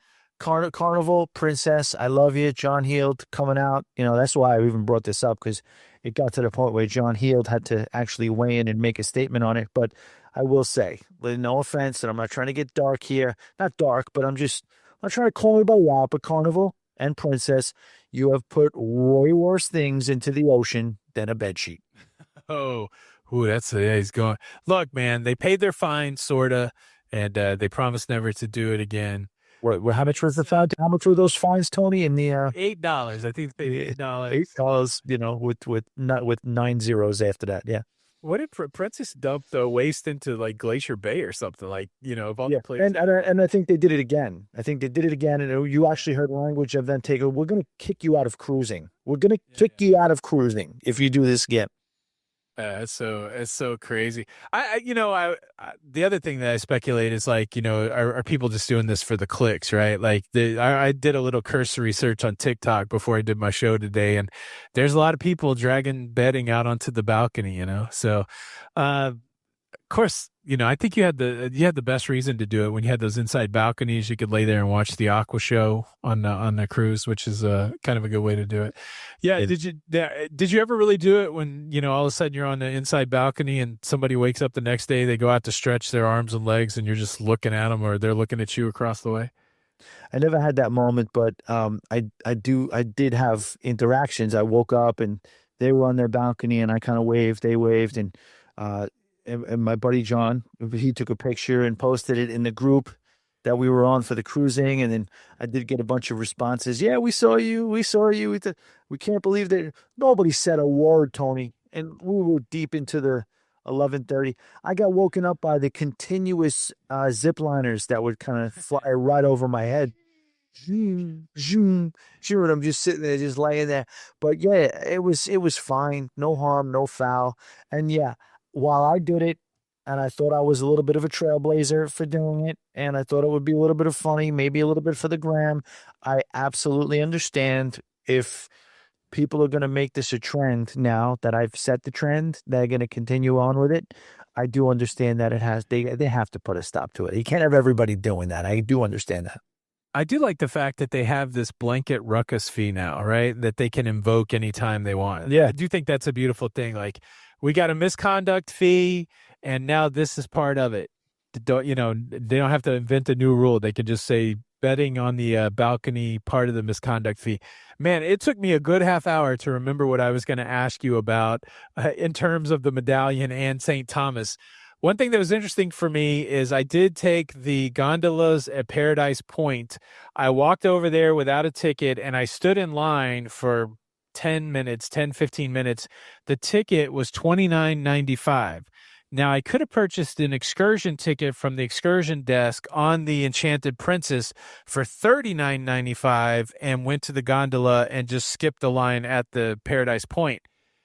Same thing they were talking about with the Medallion. Do you think it would be worth $10 to skip the line? I mean, do you think that's part of what we're seeing here is people are just paying extra to skip if I have the medallions mailed for $20, now all of a sudden $20 is worth 5 minutes. What's the conversion for you? Where would you start paying to skip a line? How long in line would you pay $20 to skip a 30-minute line? Would you pay $10 to skip a 10-minute line? Well, in the hierarchy of lines, Tony, there's a couple of things you have to analyze, okay? You have to analyze first, how long is the line? If you're talking about a line that's going back 2 blocks, it's a problem. Second thing, and more importantly regarding lines, is how fast is the line moving? If the line is moving along, then yes, sure. But you know what? I am so anti-line that I probably pony up the extra 10. If you're talking about standing in that hot St. Thomas sun as a transparent, like myself, I think probably I would spring for the 10 in that regard. I think that's how the cruise lines, I think they know that, right? And I think that's why they'll charge you $10 more to get your medallion mailed, because there is some line avoidance going on there. And it does seem like, that cruise ship was full. And so it was pretty crowded, man. It was an older crowd. And so on the sea day, that pool deck was a wild scene, my man. They have like 2 pools. Yes. 2 pools there, like 4 hot tubs, and almost every deck chair was covered with some sun-loving older folk that I walked that pool deck and I was like, wow, this is a whole scene here. But then you would go into the piazza and that thing was full. You go into the buffet, that thing was full. So there were definitely moments on that cruise, man, the 5 o'clock dinner rush, forget about it. If you want to go use the elevator or if you wanted to go anywhere. The wildest thing that I saw on the last day of the cruise, on the last sea day, we went up to the buffet where our cabin was really accessible to the buffet. We went up to the buffet for lunch and they were having a seafood extravaganza. And that actually meant peel and eat shrimp, cold scallops, some oysters, and some mussels. Those were the 4 big staples of seafood extravaganza. Okay. And it was about, I think that opened at, normally the buffet opened at 11:30, but on seafood extravaganza day, it opened up at noon. And there was a rope drop, almost like a theme park. There were like people lined up at a rope waiting for the seafood extravaganza to open, and a line that stretched throughout the buffet. And I thought, wow, I never thought I would see a rope drop scenario on a cruise ship. But that's exactly what I saw. I made a little video of it. I was like, look at this rope drop. But people were excited. People were excited for seafood extravaganza. And once I saw what it was, and maybe I'm too bougie, right? Maybe I've been exposed to too much good food working in restaurants and stuff like that. I'm like, there ain't no way I'm standing in line for like some small. These scallops were tiny, and some peel and eat shrimp. I'm like, really? This is what we're lined up for? And the other big item that was on the hot food side, fried shrimp. Talk about for fried shrimp, and people coming out with full buffet, full plates piled to the top with the fried shrimp. I'm like, man, I love food, but I love not being in line more than I love food. I went and found some Indian food or something where there was no line, because I just didn't want to wait in line for anything. Well, yeah, you did mention a hot butt before, so let me ask you this though. There, for a fella like myself who is, an advanced middle age, but, fancies himself or stuck in adolescence, who would like to enjoy a little bit of revelry, like post 10, 11 p.m., is there that opportunity, or am I forced to go to some piano lounge and hear Tony Bennett until midnight and then I got to go to bed? I was going to make a video at least twice during this cruise. At the 11 o'clock hour, the piazza was filled with people dancing. There was a couple silent discos, 11 to the 12 o'clock hour, full, and people getting their groove on. So there was some nightlife. Casino went late. I played in the casino for 10 days. Casino went late every night. And so there's definitely some action. I mean, it's not going to be like a club on a Norwegian or even a Royal or a Carnival, but there were people getting down. And then the interesting thing for a single fellow like yourself, there's a lot of single ladies on there, older ladies, but single older ladies. That's a whole demo that shows up on these cruise ships. So, I mean, I think you could have a good time. Yeah. Yeah, I got to eventually. I think priority wise, I think I'd like to try a celebrity first, but celebrity and or princess, I think they're in the cards some point soon. The thing is, like, when I think of you as a little bit of a party guy, right? Like I guess that's what I know. It's just what I came. It's not like I'm trying to relive. It's what I know. It's all I know. It was my job for 20 years. That was my job to throw parties, and what are you going to do? Okay, now I'm aged out of it, but unfortunately some switches you can't just turn off. That's all. It's not my fault.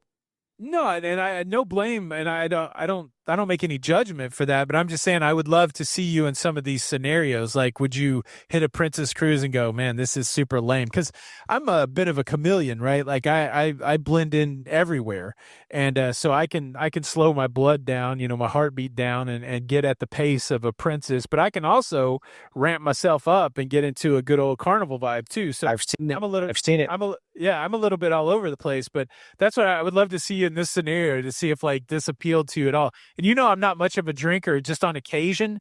Man, so this is the thing that makes me a sucker. I've got the Princess Premier package, which means I can get almost any drink on any menu that goes up to into the $20 range.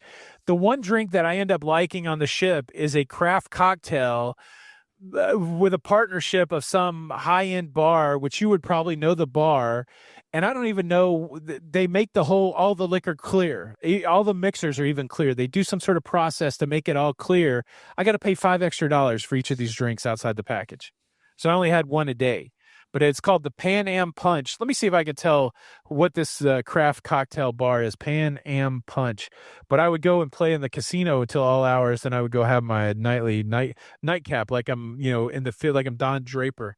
I've never fallen into the sucker's game of thinking that you have to have the perfect tasting, looking, garnished, presented beverage.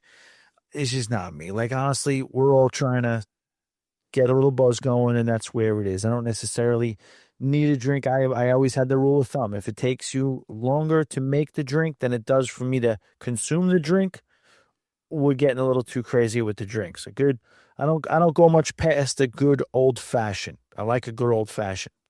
Have you ever heard of the Handshake Speakeasy, North America's best bar? I have not. Hey, that's who they partnered with. So they have this celebrity mixologist named Rob Floyd, who makes a lot of Princess's drinks.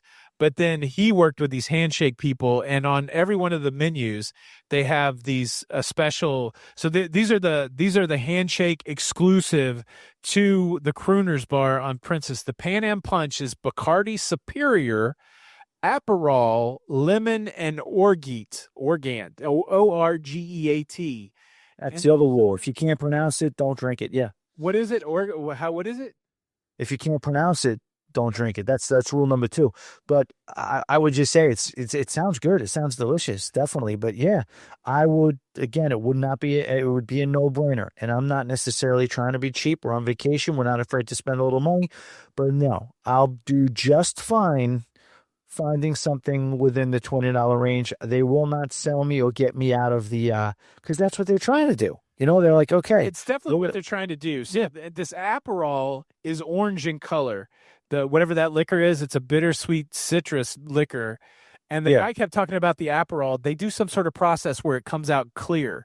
So this drink is essentially, it looks like a big glass of water. It's a big block of ice. All of those liquors are clear. They do something to all those liquors to make them clear. It's the best thing I've ever drank. I don't know what but it was my favorite drink on the ship. Well, you know what? Every year the liquor triple sec. I have heard of triple sec. So you got triple sec, which is the lower end. And have you heard of Cointreau? Yes, I like that because I like a sidecar, and Cointreau is something I've made the sidecar with. Okay, so Cointreau is fancy triple sec. Have you ever heard of Grand Marnier? Yes.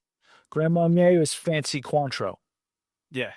Have you ever heard Blue Curacao? Yes. Blue Curacao is blue triple sec. Okay. All pretty much the same thing.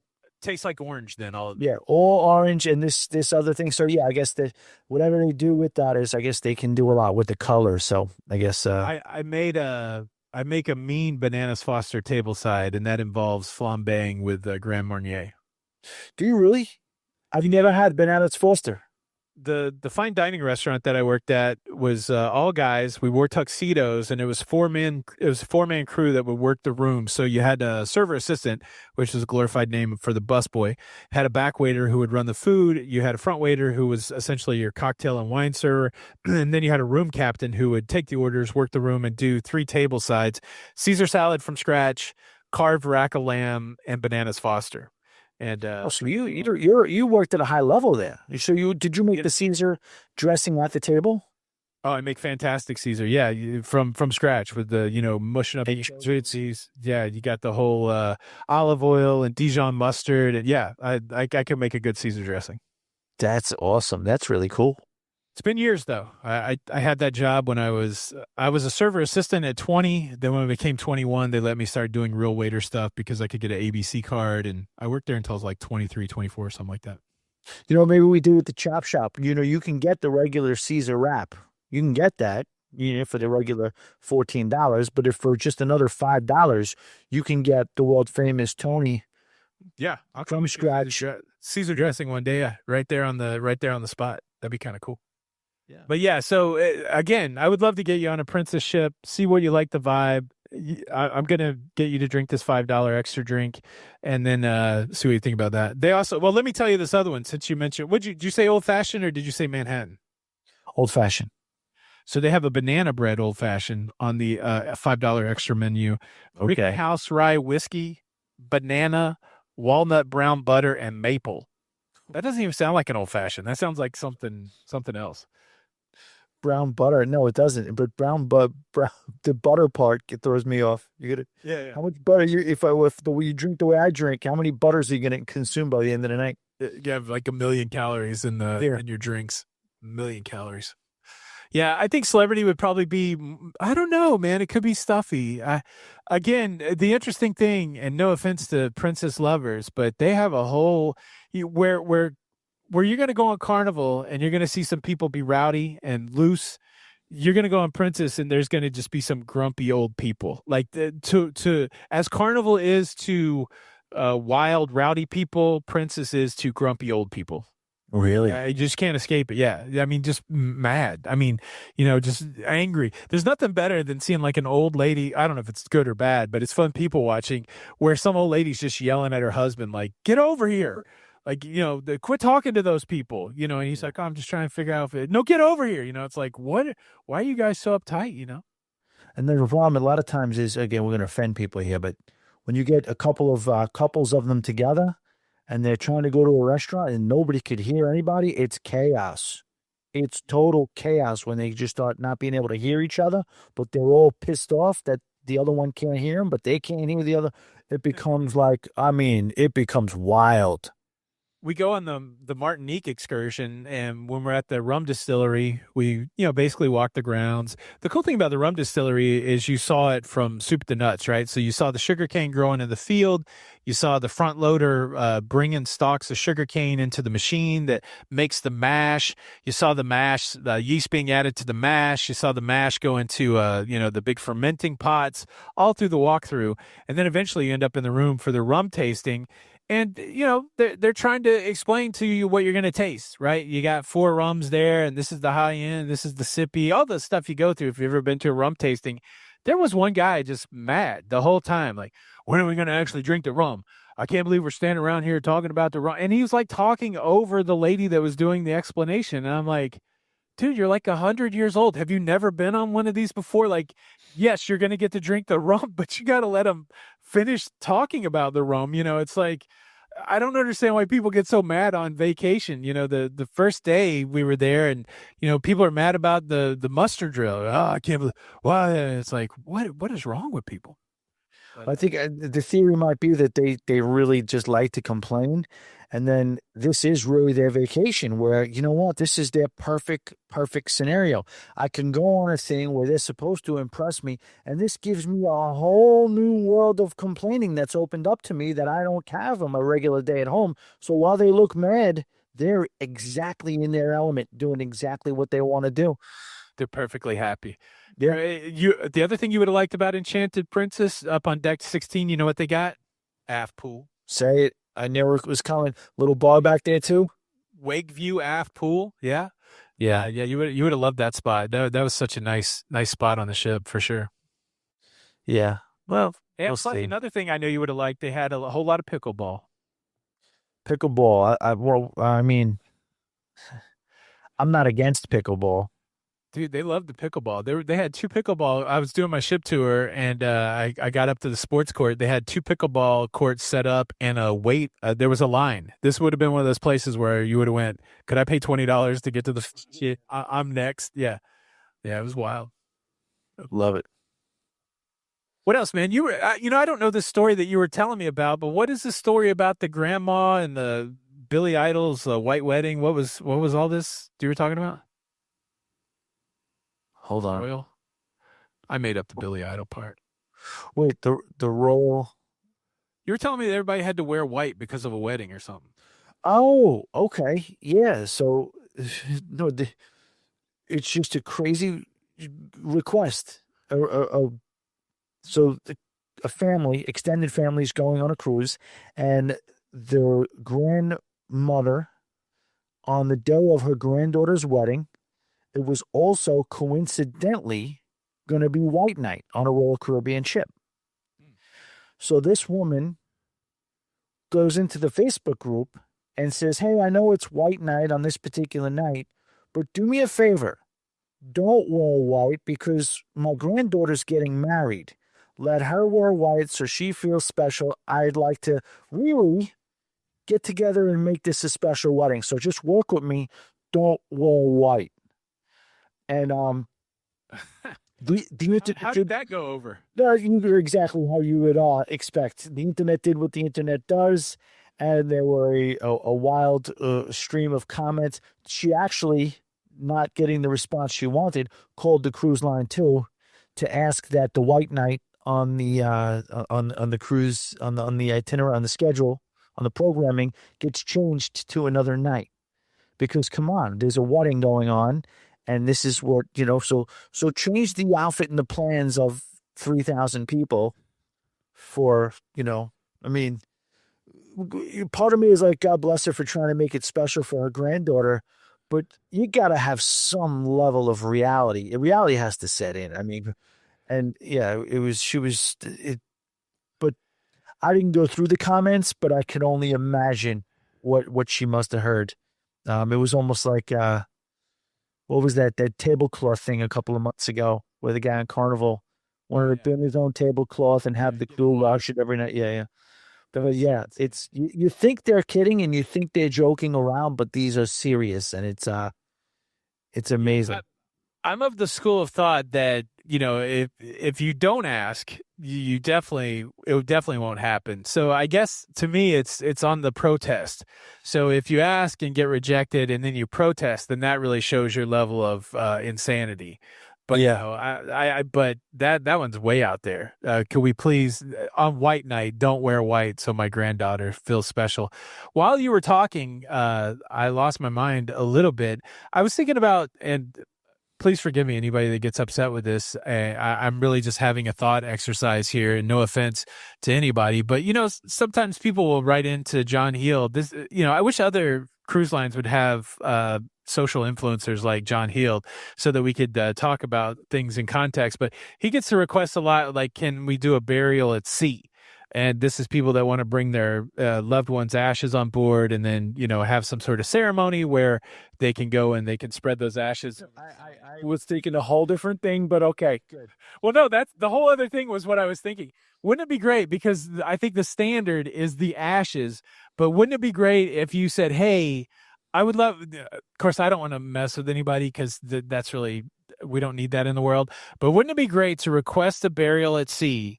And when they say yes, thinking that you're going to bring ashes on board, if you did the follow-up question of like, do I give the casket to the porter? And if so, what do you tip the porter for taking the casket? Or is that something I give directly to Carnival? Yeah, that'd be a hilarious follow-up question. Could you imagine if somebody was like, could I bring a casket on board and we could shove this thing over the side?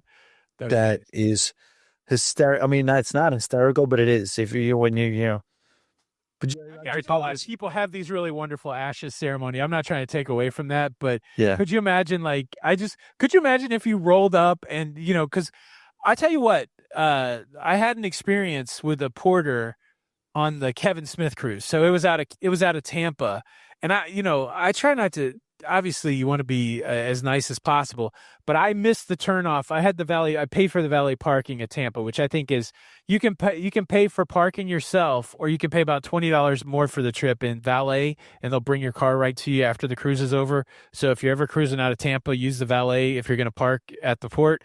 And I missed the turn for the valet at Terminal 6. And I go to the main section, and there's some porters out there. And I roll my window down, and I'm like, hey, man, where's the valet? And the guy goes, oh, you missed it. You're going to have to circle back around. And I was like, cool. And he goes, well, do you have a bag that you're going to check? And I'm like, yeah, I do have a bag that I'm going to check, but I'm going to give it to the porter at the valet. And the guy gave me like the dirtiest look. Like, how come you're not going to stop and bring me your bag right now? Yeah, exactly. Have you ever noticed that the porters will turn on you, man? Yeah. Typically not in Tampa. Typically, my experience over there has been they're very nice, but yeah, that's when porters go wild, it's not. What do you tip per bag for the porter? I don't even do it per. Well, honestly, lately, I'm just. And again, we have another story. I don't know if we'll get to it, but it's about like traffic and barely making the cruise. Oh, and yes. We got to cover that story. Okay, because that's crazy. And my last few cruises, I've been touch and go like that and barely making it. So I just take my last probably 10, 12 cruises. I've just taken everything on board with me. Taking everything on board with me. Okay, that makes sense. I think I've been doing like, well, if we have 2 bags, I'd probably give them $5 or $6. Yes. So the answer is what, regardless of bags, when I was doing that, checking bag, it was just here's a 5. 5 is standard. I think that's fair, right? If there's anybody that's a porter out there that does that, how much do we tip for a casket? That's what I'm wanting to know. What's the casket tip? Well, so you're going to tell me that there's traffic problems in Fort Lauderdale. Is that where the story is? Yeah, it's well documented out of Miami, and I've been the victim a couple of times because it's crazy. Because yeah, just like some people say, you could see the ship; it's right there. You're 2 hours early, but you're literally stopped on a damn highway, and it's crazy. And my friend Beatrix has been letting me know because from her apartment in Fort Lauderdale, you could look out the window and you can see the ships. And she'd asked me the last couple of weeks, she's like, what's going on? Why are there so many ships? And I looked it up on Cruise Mapper, and yeah, there's been an uptick in sailings out of Port Everglades, and you're hearing it from the people around town. They're talking about trying to get around Saturdays and Sundays because of all these cruise ships that are in town, and they're not able to. A lot of them are mega ships too. And local traffic in Fort Lauderdale is being affected by it, and people are really not calculating properly. So I don't know. There's a lot of people saying, I have a story for you then. okay, So all right. So our cruise left on a Tuesday or a Wednesday.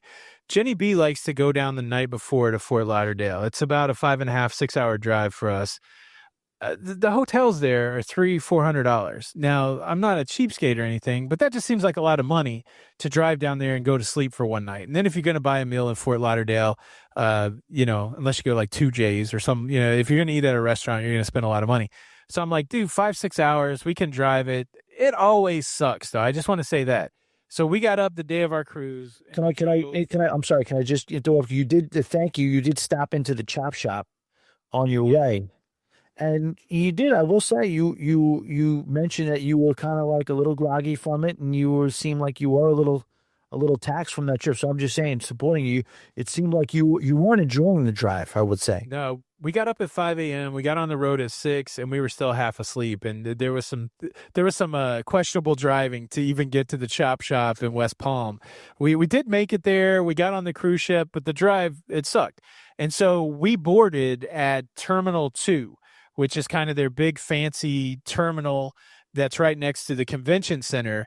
Now, our cruise was 10 days later, so we either got on a Tuesday or Wednesday, and we disembarked on a Saturday. And the day that we disembarked, there were 7 ships in port. And we didn't disembark at the same port that we embarked on. We disembarked at Terminal 27. And so my car was in the parking garage at Terminal 2. And we knew this going in. And so we had to come up with a plan for how we were going to get over there.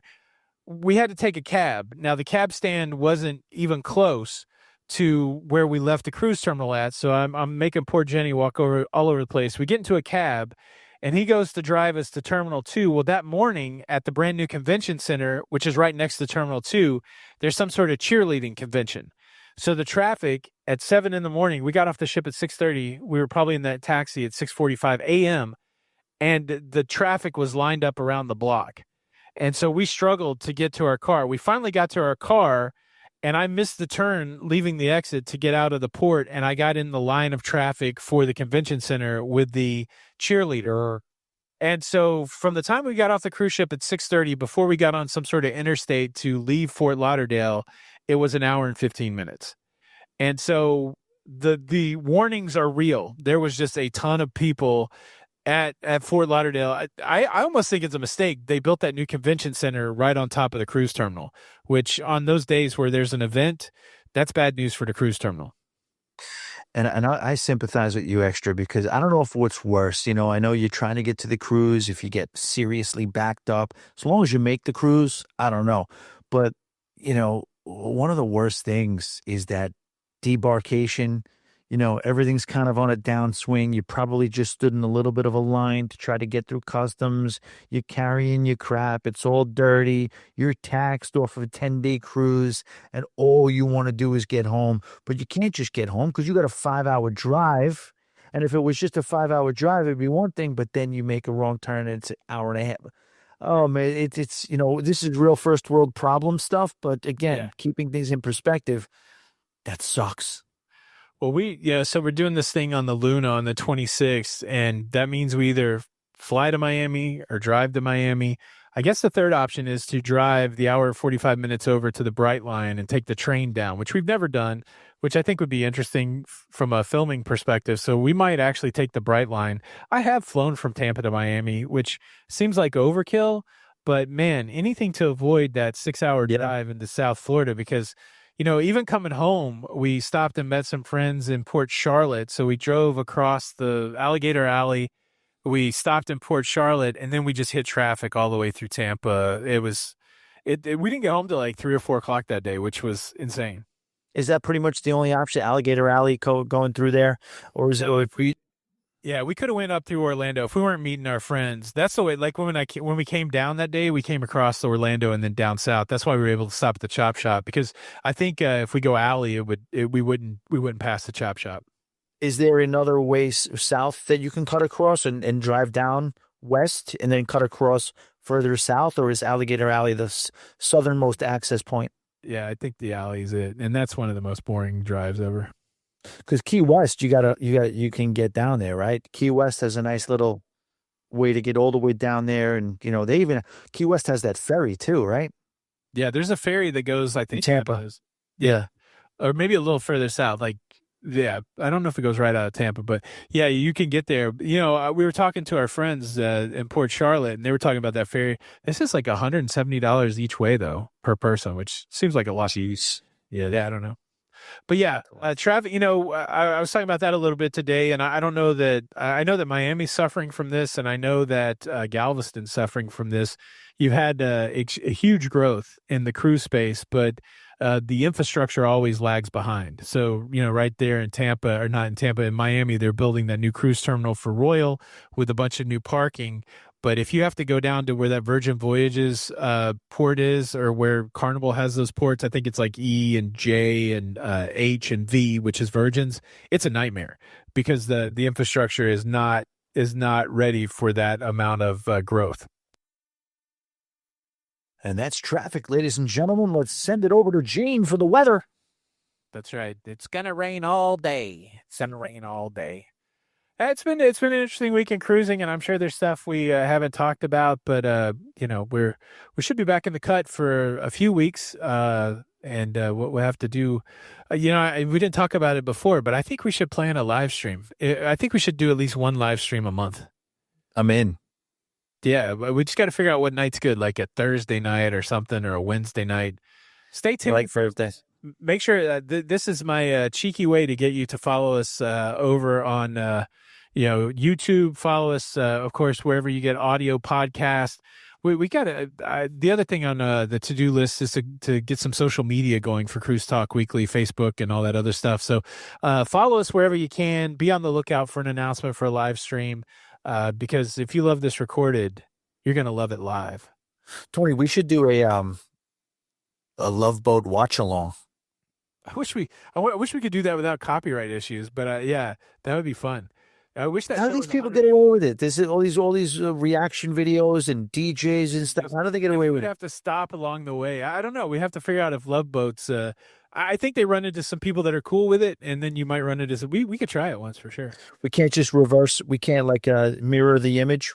We could something like that. We could do all those tricks so that the algorithm wouldn't pick up on it. So the AI, the robots. All right, my man. We kind of almost made up for it. If you want to consider, we try to guarantee an hour.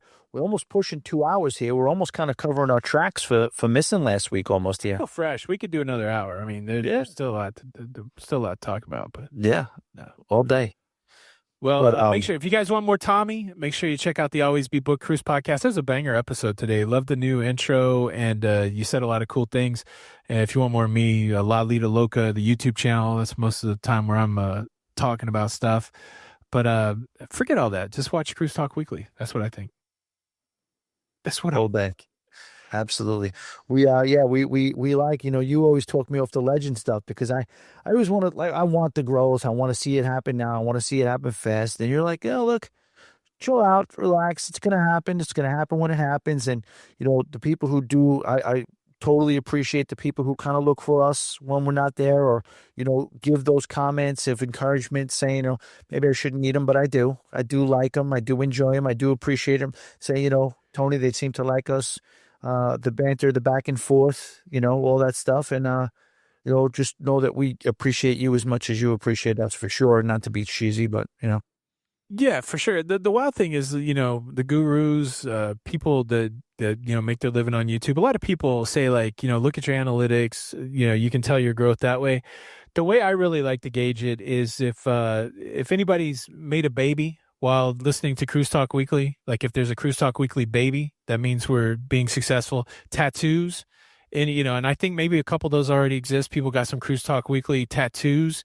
And really, if anybody has gotten divorced because of the show, to me, that's success. And so those are the markers that I'm looking for. Forget the numbers. I want the first baby named Thomas Anthony, whatever. That way we know we've made it. I love I love getting out crazied by you sometimes. I really, really do, because it's hard to do.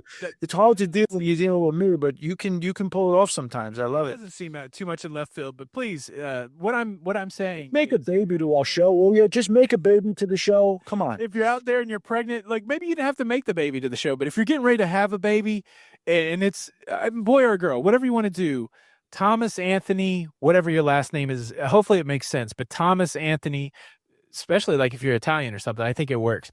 Thomas Anthony, I think it would work. So, Anthony's my confirmation name, by the way. What more do you need, folks? If somebody could send a copy, if you can send a copy of a birth certificate that you had a baby and named it after our show, we'll send you a T-shirt. That seems fair. Well, I love it. I mean, we've said a lot. We've said a lot. Said a lot. I don't know that we've said it all, but we've said a lot. Look, that's Cruise Talk Weekly, episode 23. I am Anthony, And I'm Thomas. and I guess we'll see you on the next episode. See you next time. And it's to win it, never to lose. When we talk about vacation, though, it's always a cruise. It's Tony and Tommy with a TNT schmooze. Cruise Talk Weekly, and we lighten the fuse.